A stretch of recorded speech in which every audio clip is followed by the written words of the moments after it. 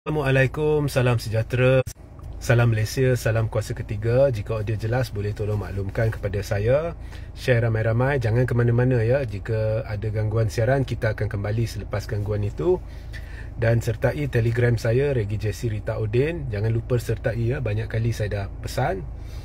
Okey, ada beberapa soalan yang dah masuk. Satu soalan yang ditanya adalah susulan daripada titah yang di Pertuan Agong di Parlimen, di mana yang di Pertuan Agong telah bertitah bahawa beliau Tuanku tidak akan layan sebarang permintaan atau percubaan untuk ganggu gugat ya kerajaan ini, dan dia kata jika nak main politik tunggu sampai PRU 16.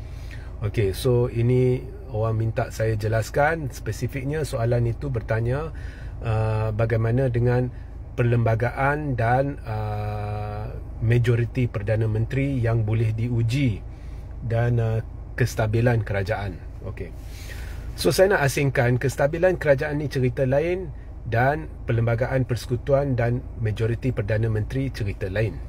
So saya nak masuk babak perlembagaan persekutuan. Nah, pertama sekali sebelum saya masuk perlembagaan persekutuan, tidak ada apa-apa masalah dengan titah yang di Pertuan Agong. Kerana yang di Pertuan Agong ada kuasa budi bicara mutlak dalam perkara-perkara membabitkan pelantikan Perdana Menteri dan mahupun keberadaan terus Perdana Menteri di dalam kerajaan. So, saya tidak lihat ada apa-apa masalah dengan titah yang di Pertuan Agong, dan titah itu perlu dihormati. Cuma ada pertanyaan, bagaimana jika Perdana Menteri hilang majoriti? Okey. Now, kalau saya kaji titah yang di Pertuan Agong, ia lebih berupa kepada unsur teguran unsur politik. Maknanya yang di Pertuan Agong menegur tak payah main politik untuk ganggu gugat kestabilan kerajaan. Jika nak main politik tunggu PRU 16. Itu yang saya dapat. Tak ada masalah. Walau bagaimanapun, kalau dari sudut perlembagaan, majoriti Perdana Menteri tetap boleh diuji. Cuma cara ianya boleh diuji tidak disentuh di dalam perlembagaan. Adakah anda hendak kumpulkan akuan bersumpah? Tidak disentuh. Adakah anda hendak lakukan undi percaya atau tidak percaya? Tidak disentuh. Ada peguam tertentu yang ataupun ahli-ahli politik yang mendakwa perlu buat di Parlimen sebab kita ya, sebab ini sebab itu bagi saya mengarut, sebab tidak ada penetapan cara nak uji atau nak tentukan majoriti Perdana Menteri. Tidak ada cara. Okey, so mungkin boleh jadi ada orang kumpulkan akuan bersumpah, mungkin boleh jadi ada orang dia uji di Parlimen, dia nak uji menerusi undi percaya tidak percaya, itu terpulang lah. Okey, walau bagaimanapun, jika anda kumpulkan akuan bersumpah, sebagai contoh, baru-baru ni ada diwar-warkan sudah ada 120 lebih akuan bersumpah menolak Anwar sebagai PM. So katakan akuan-akuan bersumpah itu disampaikan kepada yang di Pertuan Agong. Adakah yang di Pertuan Agong perlu menerima akuan-akuan bersumpah itu yang mungkin menjelaskan dengan jelas bahawa MP-MP ini tidak sokong Anwar sebagai Perdana Menteri? Adakah tuanku perlu terimanya sebagai bukti Perdana Menteri hilang majoriti? Tidak semestinya. Itu adalah berdasarkan budi bicara mutlak tuanku. Mungkin tuanku ada pemikiran lain. Walaupun akuan bersumpah ni adalah dokumen perundangan yang sah.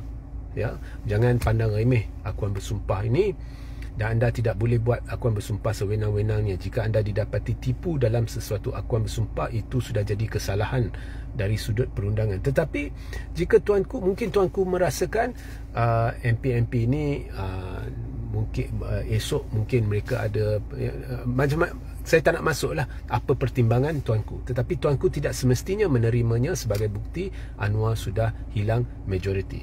Tuanku masih boleh berpegang kepada prinsip Anwar mungkin mendapat sokongan majoriti, kerana pelantikan Perdana Menteri adalah atas dasar yang di Pertuan Agong pada hemat tuanku berpendapat seseorang MP yang dilantik sebagai PM itu mungkin dapat sokongan majoriti. So Agong boleh pegang kepada prinsip itu. Nah, walau bagaimanapun, seandainya dilakukan undi percaya atau tidak percaya, so katakan dilakukan undi tidak percaya, dan jika dilakukan undi tidak percaya di Dewan Rakyat, satu platform rasmi yang diiktiraf dalam perlembagaan, sebab Dewan Rakyat, fungsi ahli parlimen semua diiktiraf termaktub dalam Perlembagaan Persekutuan. Dan jika platform ini, iaitu Dewan Rakyat yang diiktiraf dalam perlembagaan ini, mendapati majoriti MP mengundi untuk tidak percaya Perdana Menteri, maka ianya menjadi satu undian rasmi yang mengesahkan bahawa Perdana Menteri hilang majoriti. So dalam keadaan itu, perlembagaan menetapkan apa yang harus berlaku jika Perdana Menteri hilang majoriti.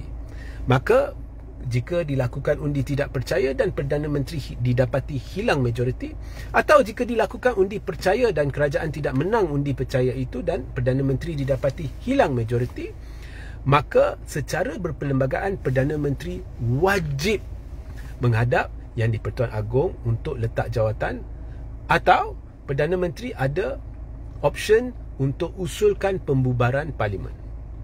Tetapi jika Yang di-Pertuan Agong menolak pembubaran parlimen, maka pada ketika itu secara automatik dan secara berperlembagaan Perdana Menteri hilang kelayakan untuk kekal sebagai Perdana Menteri. So itu berperlembagaan, itu bukan soal main politik. So ianya tidak ada masalah dengan titah Yang di-Pertuan Agong. Yang di-Pertuan Agong kata jangan ganggu gugat kestabilan, dan kemudian ditambah bahawa jika nak main politik tunggu PRU 16. Jadi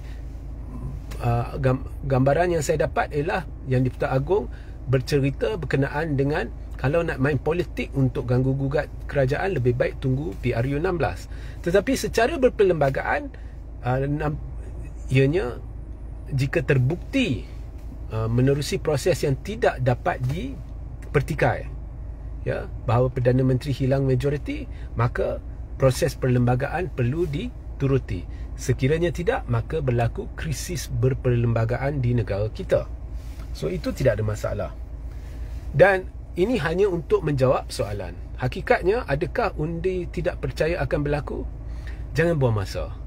Jangan buang masa mengharap ianya tidak akan berlaku.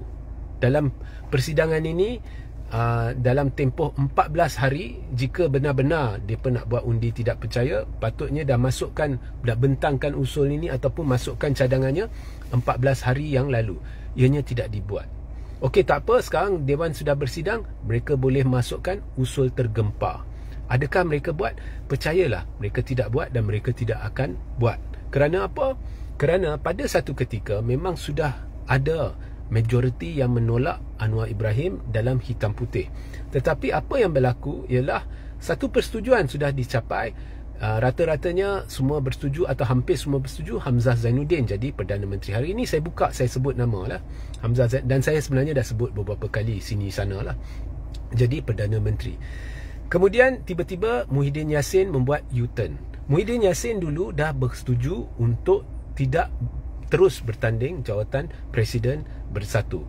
Sebelum itu pada 2022 Muhyiddin pun dah kata ini mungkin pada 2023 Muhyiddin dah kata ini mungkin penggal terakhir. Maknanya penggal parlimen terakhir lah. Maknanya bila parlimen dibubarkan, Muhyiddin tidak ingin teruskan dalam politik. So untuk Muhyiddin tidak teruskan dalam politik apabila parlimen dibubarkan, maka logiklah bila berlaku pemilihan presiden, Muhyiddin tak nak terlibat. Dan Muhyiddin pun dah kata dia tak nak terlibat. Kemudian tiba-tiba dia buat U-turn. Esok hari dia kata dia dengar cakap isteri dia dan dia nak terus bertanding jawatan presiden.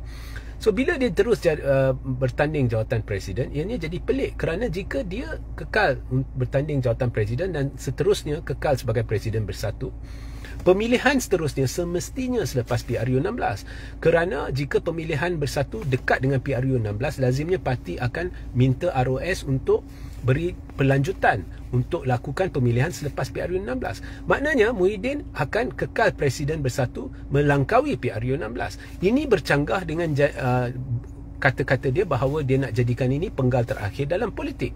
So di situ dah jadi pelik. Dan perkara ni tidak menggembirakan sebenarnya pemimpin-pemimpin PAS, kerana pemimpin-pemimpin PAS dah terima bahawa Muhyiddin tidak akan kekal sebagai Presiden Bersatu, dan kemudiannya akan adalah pengerusi Perikatan Nasional baru, dan PAS pun ada cadangan mereka sendiri siapa yang harus jadi PM. So di situ sudah ada sedikit ketegangan. Dan kemudian Muhyiddin keluarkan kenyataan baru pula. Dia kata dalam setahun dua lagi dia fikir Bersatu akan ada presiden baru. Tapi dia kekal sebagai dia nak kekal bertanding bagi jawatan presiden.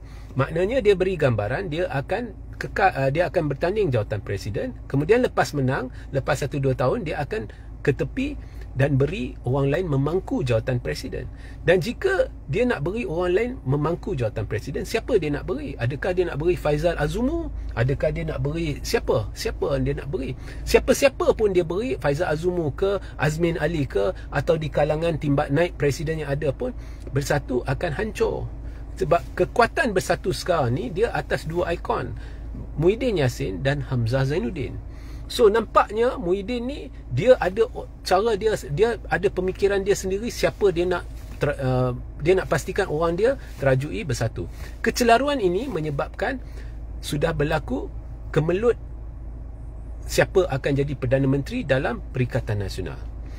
So maknanya kemelut yang diwujudkan oleh Muhyiddin ni dalam Bersatu ni menandakan mereka bukan buat kerja untuk rakyat, untuk agama, bangsa dan negara. Mereka ni kemaruk nak jadi Perdana Menteri dan mereka sudah carca merebahkan perjuangan agama, bangsa dan negara.